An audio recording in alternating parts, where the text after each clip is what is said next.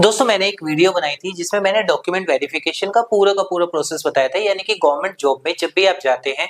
तो वहां पर जो डॉक्यूमेंट वेरिफिकेशन का प्रोसेस होता है उसमें आपको क्या-क्या चीजें होती है, कैसे वो होता है और उसमें क्या-क्या प्रॉब्लम्स आती है। तो उस वीडियो में सबसे ज्यादा अगर मैं कमेंट्स देखता हूँ तो सबसे ज्यादा कमेंट सिर्फ एक ही होता है और वो होता है ये कि अगर मेरा नेम में करेक्शन है, मदर नेम में करेक्शन है, फादर नेम में करेक्शन है, तो उसके ऊपर आप लोगों के बहुत सारे डाउट्स होते हैं और आज की वीडियो में उसी के ऊपर बनाने जा रहा हूँ। सबसे पहले बात करते हैं डॉक्यूमेंट वेरिफिकेशन से में आपको जो नेम करेक्शन होता है उसके लिए। तो अगर आप भी किसी भी यूनिवर्सिटी से अपना कोई भी कोर्स करते हैं या फिर आपने 10th किया है, 12th किया है, अलग-अलग किसी भी स्टेट बोर्ड से या फिर ओपन बोर्ड से, तो वहां पर आपको जो दिक्कतें आती है उसी का सॉल्यूशन मैं आपको आज बताने जा रहा हूँ। सबसे पहले तो बात करते हैं 10th से लेकर, क्योंकि 10वीं की मार्कशीट एक ऐसा बेस होता है कि वहां पर आपको कोई भी करेक्शन या कोई भी गलती अगर आपकी एक बार हो जाती है तो वही आपका लाइफ टाइम डॉक्यूमेंट्स पर चलती रहती है। क्योंकि आपके कभी भी कोई भी डॉक्यूमेंट होता है 10th की मार्कशीट के बेस पर ही आपका डेट ऑफ बर्थ माना जाता है और 10th की मार्कशीट के बेस पर ही आपका name, mother name, father name ये सब होता है।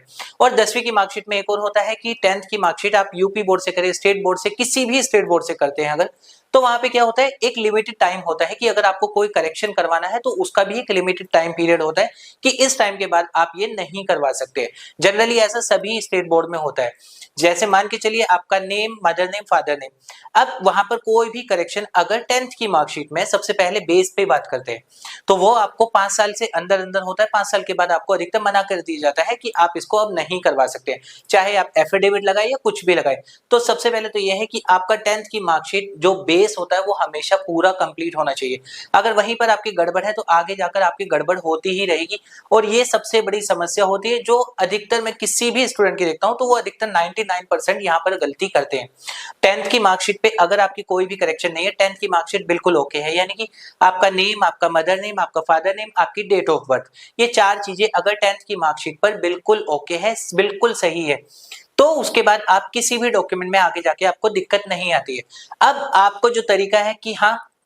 मान के चलिए 10th की मार्कशीट में ही आपने सीबीएसई बोर्ड से एक एग्जांपल ले लेते हैं, आपने वहां पर किया है, तो सीबीएसई बोर्ड से अगर आपकी 10th की मार्कशीट में कोई करेक्शन है तो विद इन 5 ईयर के अंदर अंदर आप उसको एफिडेविट बनवाकर और आपका जो है कि उसको बोर्ड से कांटेक्ट करके जो भी एक करेक्शन चार्जेस होता है वो करके आप वो ठीक करवा सकते हैं। ये तो है सिर्फ 10th की मार्कशीट पे। बात करते हैं यूनिवर्सिटी लेवल पे। यूनिवर्सिटी लेवल पे अधिकतर होता है कि कहीं पर होता है कि नेम तो ओके है, मदर नेम या फादर नेम में कोई करेक्शन है तो वहां पर आपको दिक्कत आती है। अब उसको ठीक कैसे करवा सकते हैं? आप XYZ इंडिया की कोई भी यूजीसी अप्रूव्ड यूनिवर्सिटी से अगर कोई कोर्स आप कर रहे हैं तो वहां पर क्या है कि आपको क्या करना है, अगर लेट सपोज एक एग्जांपल लेते हैं, आपके मदर नेम या फादर नेम में कोई करेक्शन है, आपको अपना उस यूनिवर्सिटी से, जिस भी यूनिवर्सिटी से आपने कोई कोर्स किया है उस यूनिवर्सिटी पे आप कांटेक्ट करेंगे।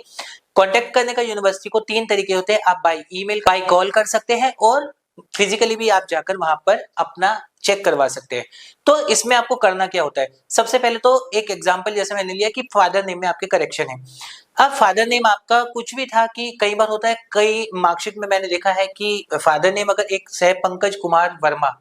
और कई बार होता है कि KUMAR, और कई बार होता है KR, सिर्फ कुमार को KR शॉर्ट फॉर्म में कर देते हैं, तो डीवी में उन सब से भी दिक्कत आती है, तो वो करेक्शन आपका करवाना जरूरी होता है। और करेक्शन के लिए आपको सिंपली है यूनिवर्सिटी में जाइए, यूनिवर्सिटी में जाने के बाद आपकी 10th की मार्कशीट ही आपका बेस, जैसे कि मैंने शुरू में ही बताया था, तो वो आपको सबमिट करनी होती है। वहां पर सबमिट करने के बाद आपको बाकी डॉक्यूमेंट उसके अकॉर्डिंग ठीक करवाने के लिए यूनिवर्सिटी जो भी चार्ज लेगी वो चार्ज आपको देना होगा। आप वो बाय कैश दे सकते हैं, आप या ऑनलाइन पे कर सकते हैं, जैसे भी यूनिवर्सिटी ने आपको कहा है, या डिमांड ड्राफ्ट के थ्रू। वो पे करने के बाद एक एप्लीकेशन लिखनी होती है, जिसमें कि एप्लीकेशन में आप मेंशन करोगे कि आपका किस चीज के लिए करेक्शन आप करवा रहे हैं। अमूमन ये चार्जेस जो होते हैं 250 रुपए से लेके 1000 रुपए तक एज यूनिवर्सिटी के बेस पर होता है कि हाँ यूनिवर्सिटी कितनी चार्ज कर रही है, वो आप करवा सकते हैं। अब यही चीज होती है आपकी ये कि आपने वहां तो आपने करवा लिया है, कुछ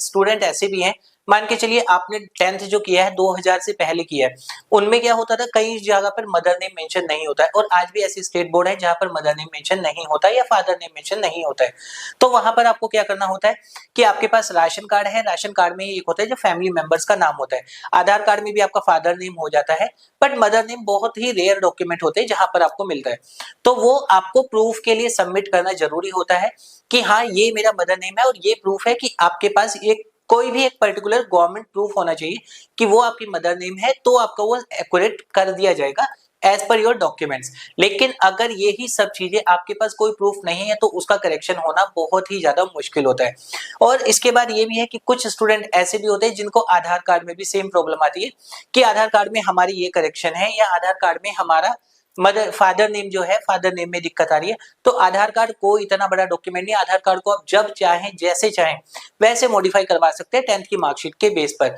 तो दोस्तों ये था एक छोटा सा डॉक्यूमेंट करेक्शन, अगर आपको करवाना होता है मदर नेम, फादर नेम या अपने नेम में, तो वो आप कैसे करवा सकते हैं। इसके लिए सिंपल सा यही तरीका होता है कि आप यूनिवर्सिटी में फिजिकली जाइए, आप बाय मेल कीजिए, बाय कुरियर कीजिए, और इस तरीके से जाके आप वो अपना करेक्शन करवा सकते हैं। उम्मीद करूंगा आपकी वीडियो पसंद आई होगी आज की। और अभी भी अगर आपका कोई डाउट है मार्कशीट करेक्शन को लेके तो आप कमेंट कर सकते हैं, मैं उसका रिप्लाई आपको कर दूंगा।